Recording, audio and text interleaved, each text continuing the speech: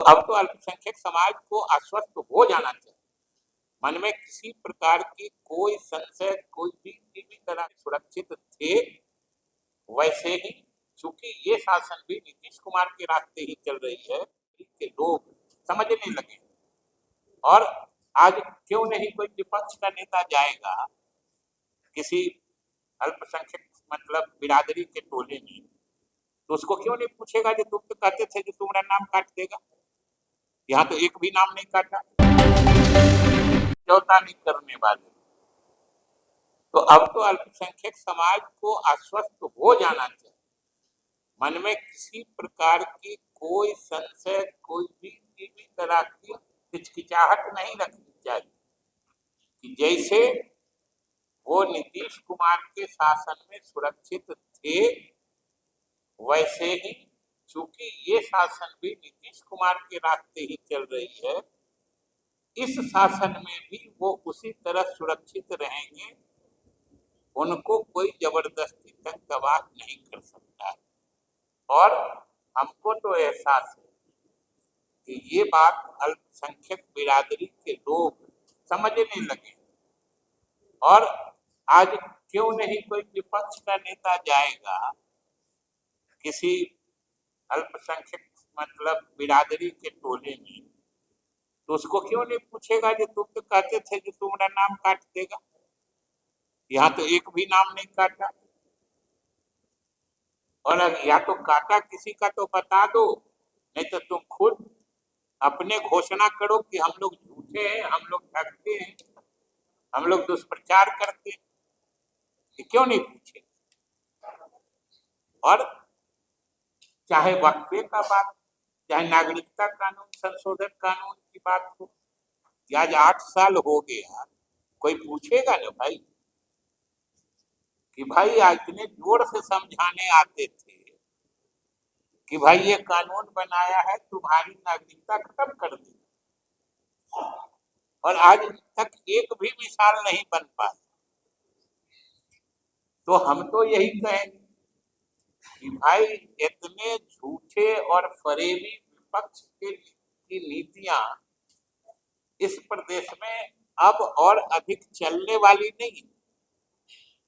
और जिस ढंग से वो अल्पसंख्यकों को बरगलाने का काम करते थे, बहकाने का काम करते थे, उनका भावनात्मक शोषण करते थे, अब वो मुकम्मल तौर पर समझ चुके हैं कि भाई इसमें से कोई हमारा भला करने वाला नहीं है। क्योंकि इनकी जब हुकूमत थी तो सबसे पिछड़े समाज में अल्पसंख्यक की गिनती होती थी, और कोई 2005 से लेकर 25 के बीच में अल्पसंख्यक समाज में जो तरक्की हुई है उसका कोई हिसाब देख ले। जो पढ़ाई में कितना तेजी आई है, बच्चों को आगे बढ़ने में कितनी तेजी आई है, मुख्यमंत्री उद्यमी योजना से कितने लोग आगे बढ़े।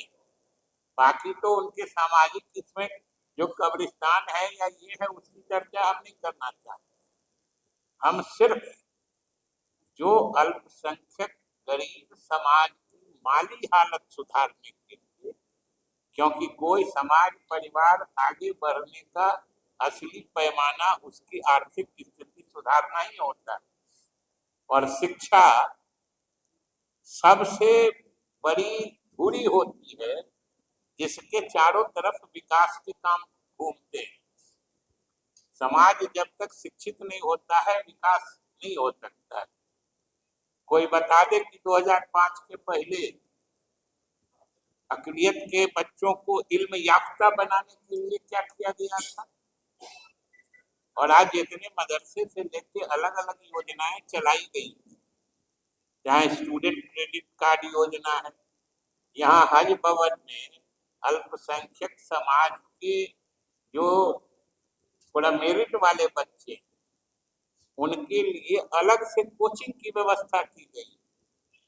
और पता नहीं आप लोगों को याद होगा, अभी पिछले ही साल 2 साल पहले यही फुलवारी शरीफ की एक लड़की वहीं से कोचिंग करके वो यूपीएससी क्रैक करके आईएएस बनी, वहीं से कोचिंग करके। आज समझिए उस समाज का असली हितैषी कौन कि जिसने ये नीतियां बनाई जिससे उस समाज के बच्चे आगे बढ़ रहे कि केवल भावनात्मक शोषण करने वाले, और उसमें भी क्या शोषण करेंगे, कैसे कोई शोषित हो जाएगा। सबों ने देखा है कि अल्पसंख्यकों के कातिलों को पनाह देने वाले वही लोग थे, लेकिन एक खासियत उनमें जबरदस्त है जिसके प्रति सचेत रहना होगा और बेदारी की वही जरूरत है। ये लोग इतने कलाकार हैं कि जो इनके मददगार होते हैं उनको गुनहगार बना देते हैं, जो इनके गुनहगार होते हैं उनको मददगार समझा देते हैं। तो अब स्थिति बदल गई और अब किसी पार्टी का नाम का हुआ दिखा के बिहार के अल्पसंख्यकों को कोई भरमा नहीं सकता है, भड़का नहीं सकता है, बहका नहीं सकता। जो ये जमीनी हकीकत ये सब लोग समझ चुके हैं कि उनका असली हसबखा या हितैषी कौन है, ये मुसलमान समाज समझ चुका है।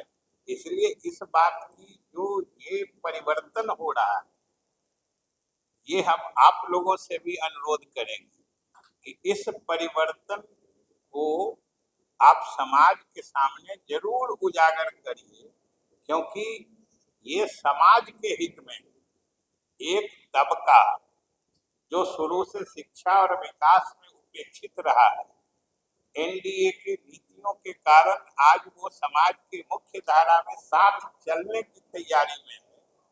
ये सबके लिए प्रसन्नता की बात है और सबको प्रसन्नता जाहिर करनी चाहिए। इसलिए मुख्य रूप से आप लोगों से यही निवेदन है कि कृपा करके इस बात को थोड़ा उजागर करके समाज के सामने लाइए, जिससे कि अल्पसंख्यक तो बेदार हो ही रहे हैं, पूरा समाज बेदार हो जाए और सच्ची स्थिति से वाकिफ हो जाए। बहुत बहुत